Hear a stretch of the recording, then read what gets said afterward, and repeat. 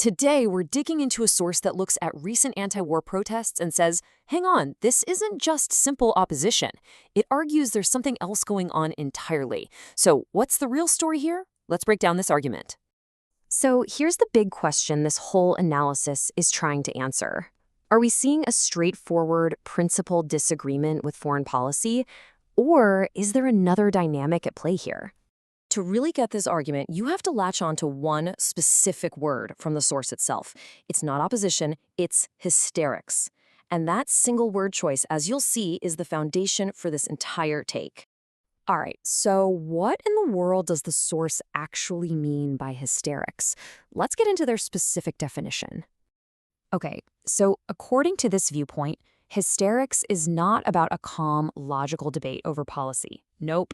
It's defined as this emotional, even irrational response that's allegedly all stirred up by media narratives and political goals, not the actual issue itself. The first big piece of this argument really zeroes in on the media.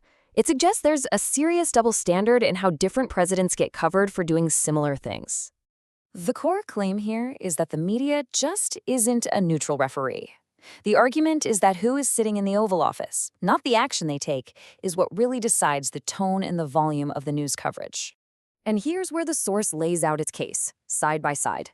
It contrasts more than 500 drone strikes and a long bombing campaign in Libya under President Obama, which it claims the media cheered on, with the reaction to actions against Iran under President Trump, which it flat out calls hysteria. And wow, to really hammer home this critique, the source makes this really provocative comparison. The implication is pretty clear. It's questioning how objective news can be when it's reported from inside Iran with the government's official okay, framing it as fundamentally compromised. Okay, let's pivot to the second part of the argument. This part claims the protests aren't just fueled by the media, but are intensely political. It connects everything to a phenomenon the source calls Trump derangement syndrome. The source then points to some specific things from recent protests that it says are, well, pretty unusual for a typical anti-war movement. We're talking about stuff like the open display of communist flags, speakers hiding their faces, and even, it alleges, rhetoric that calls for America's defeat and cheers for its casualties.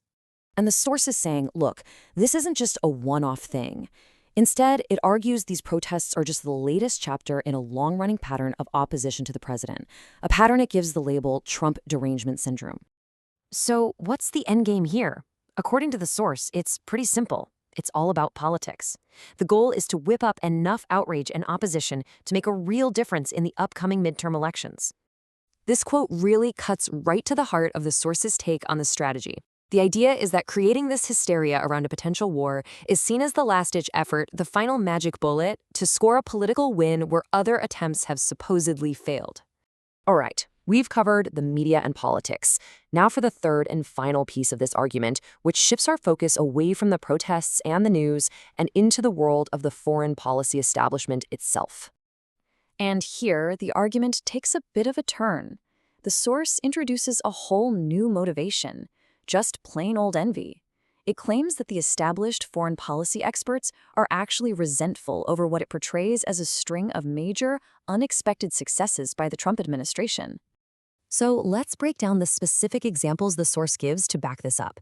It points to the removal of Maduro in Venezuela without any U.S. fatalities, a major pressure campaign against Cuba, and finally, taking direct action on Iran, something it claims 7 previous presidents talked about but never did. And to really put a number on that action against Iran, the source throws out this huge figure, an estimated $1 trillion in damage to the country's military capabilities.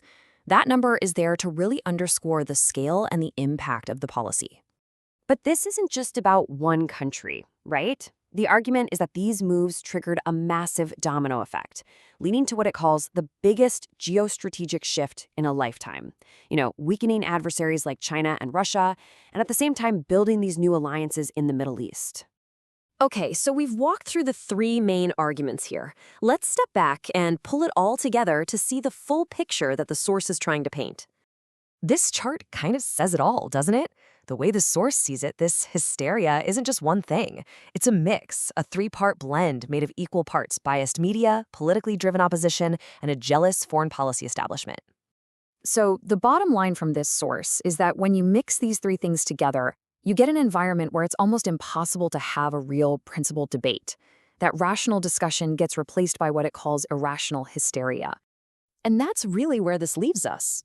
We've just gone through one source's argument that political opposition can be driven by so much more than just disagreeing on policy. It leaves us with a much bigger question to think about. In the world we live in today, what are the forces that are really shaping our political debates?